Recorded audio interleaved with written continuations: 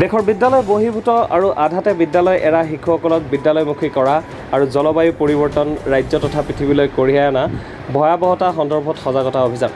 আজি বিশ্ব শান্তি দিৱস। সেই দিৱসৰ পবিত্ৰ দিনটোৰ লগত সংগতি ৰাখি পৃথিৱীৰ শিক্ষক সংগঠন এডুকেশ্যনেল ইণ্টাৰনেশ্যনেলৰ নিৰ্দেশ পালন কৰি অখিল ভাৰতীয় প্ৰাথমিক শিক্ষক সংঘই গ্ৰহণ কৰা কাৰ্যসূচী অনুসৰি অসম ৰাজ্যিক প্ৰাথমিক শিক্ষক সন্মিলনীৰ আহ্বানত আৰু ডিব্ৰুগড় জিলা প্ৰাথমিক শিক্ষক সন্মিলনীৰ নেতৃত্বত জিলাখনৰ অন্তৰ্গত প্ৰতিখন প্ৰাথমিক বিদ্যালয়ত ৰাজ্যিক সন্মিলনীৰ 44 সংখ্যক দ্বিবাৰ্ষিক অধিৱেশনত অসম চৰকাৰৰ শিক্ষামন্ত্ৰী ডক্টৰ ৰণোজ পেগু আৰু সদৌ অসম ছাত্ৰ সন্থাৰ নেতা শংকৰজ্যোতি বৰুৱাৰ দ্বাৰা উন্মোচন কৰা শিক্ষাই জলবায়ুৰ পৰিৱৰ্তনৰ সমস্যা সমাধানৰ পথ আৰু হেঁপাহৰ এমুঠি জীয়া সপোন সাৰ্থক কৰোৱা হওক নামৰ দুখন পুস্তক বিদ্যালয় পৰিচালনা সমিতি, মাতৃগোট আৰু অভিভাৱকসকলৰ দ্বাৰা বিদ্যালয়খনত আঁৰি দিয়াৰ এক সজাগতা কাৰ্যসূচী ৰূপায়ণ কৰা হয়।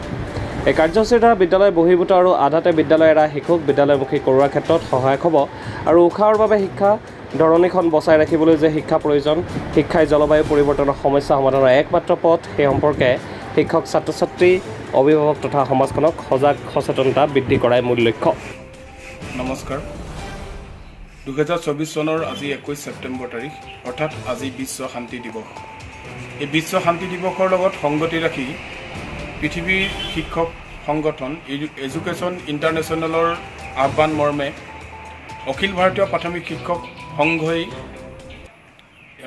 গ্ৰহণ কৰা কাৰ্যসূচী অনুসৰি অসম ৰাজ্যিক প্ৰাথমিক শিক্ষক সন্মিলনীৰ নেতৃত্বত সমগ্ৰ অসমতে প্ৰাথমিক বিদ্যালয়সমূহত অসম ৰাজ্যিক প্ৰাথমিক শিক্ষক সন্মিলনীৰ দ্বাৰা প্ৰস্তুত কৰি দিয়া দুখন পোষ্টাৰ আমি আজি মুকলি কৰিবলৈ আগবাঢ়িছোঁ।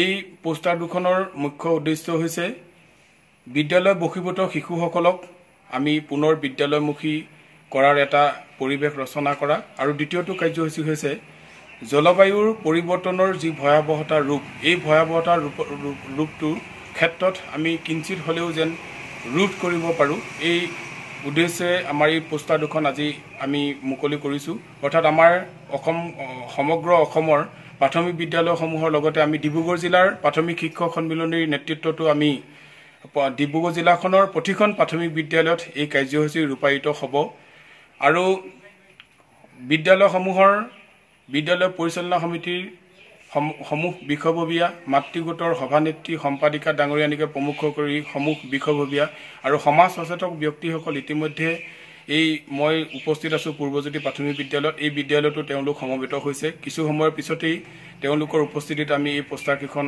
মুকলি কৰিম।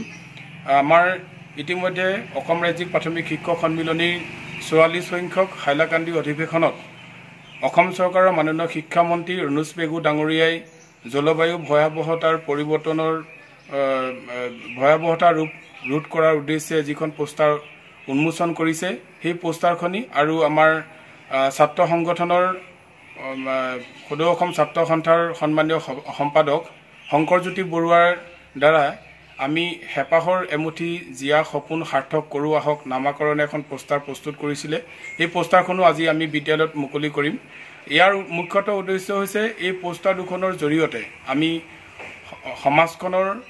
সমাজৰ সমাজ সচেতক ব্যক্তিসকলৰ মনত আমি যেন এটা সজাগতা সৃষ্টি কৰিব পাৰোঁ, আৰু আমি সকলো সমাজৰ প্ৰতিজন ব্যক্তিৰ সহযোগিতাত আমাৰ যিবিলাক শিশু বিদ্যালয় বহিৰ্ভূত হৈ আছে, এই বিদ্যালয় বহিৰ্ভূত শিশুসকলক যাতে আমি বিদ্যালয়মুখী কৰিব পাৰোঁ, তাৰ এটা মুখ্য উদ্দেশ্য। আৰু দ্বিতীয়টো উদ্দেশ্য আমি সকলোৱে অৱগত ইতিমধ্যে হৈছোঁ, জলবায়ু পৰিৱৰ্তনে যি ভয়াৱহতাৰ পৰিৱেশ ৰচনা কৰিছে, এই ক্ষেত্ৰত যদি আমি সমাজখন বা আমি সকলো ব্যক্তি যদি সজাগ সচেতন নহওঁ, নিশ্চিতভাৱে আমি এটা ভয়াৱহ দিনলৈ গতি কৰিব লাগিব।